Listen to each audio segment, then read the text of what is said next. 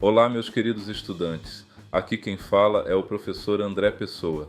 Essa é a interpretação do poema de Charles Baudelaire, chamado Remorso Póstumo para o Paz II. O poema foi extraído da obra Flores do Mal. Este poema se trata de um soneto. Preparem-se para uma viagem pelo sombrio e belo universo de Baudelaire, onde a morte, o arrependimento e o destino final da alma são explorados com uma profundidade que nos faz refletir sobre o sentido de nossos próprios atos.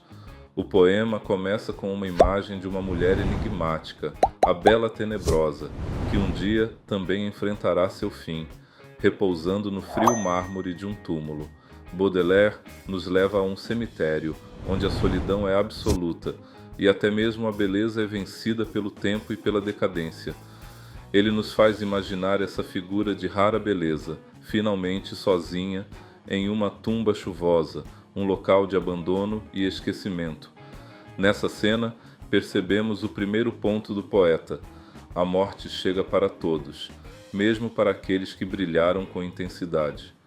Em seguida, Baudelaire descreve o peso do túmulo sobre essa figura, que em vida dedicava-se aos prazeres e às aventuras. Na morte, o corpo que um dia simbolizou liberdade e paixão, agora é esmagado pela pedra fria e silenciosa. Os flancos sensuais, que um dia buscaram o prazer e a excitação, agora estão exaustos, rendidos à eternidade. Nesse momento, o poeta nos confronta com a ideia de que, na morte, todos os impulsos, desejos e vontades são silenciados. Aqueles que outrora viveram intensamente, agora descansam, e até mesmo a beleza e o desejo se desfazem sob o peso do tempo e do túmulo. Na terceira estrofe, Baudelaire nos leva a um outro ponto. O túmulo é paradoxalmente um refúgio para o poeta.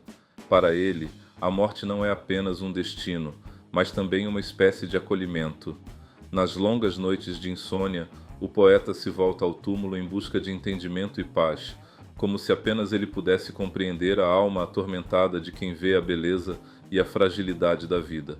Baudelaire parece nos dizer que a morte é o único lugar onde o sofrimento e as angústias do poeta realmente encontram descanso.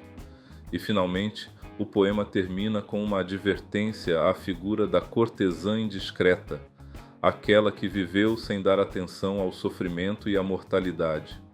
O túmulo questiona o valor de sua vida desatenta, como se perguntasse: de que valeu ignorar o lamento dos mortos, o sofrimento humano, o peso da própria finitude?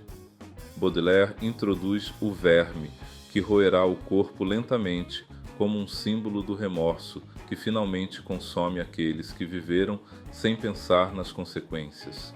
Esse remorso é inevitável, um retorno àqueles que, na morte, enfrentam o julgamento silencioso e implacável das escolhas que fizeram em vida. Baudelaire nos deixa uma reflexão. O que significa viver?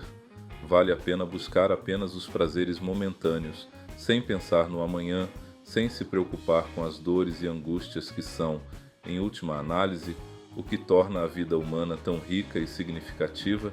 Em Remorso Póstumo, ele nos lembra de que, um dia, todos teremos que enfrentar o peso de nossas decisões e que, talvez, a verdadeira paz resida em uma vida de profundidade e empatia. Vamos à análise técnica do poema.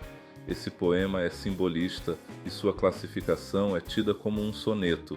Veja que na primeira e segunda estrofes temos a rima oposta, a teira e quarta estrofes são conjugadas, e por isso temos alternadas até o primeiro verso da última estrofe e um par dístico no final. Quanto à qualidade, a primeira estrofe apresenta-se como pobre na A e rica na B. A segunda estrofe é toda pobre. Já os tercetos são classificados como pobres. Este é um poema claramente simbolista.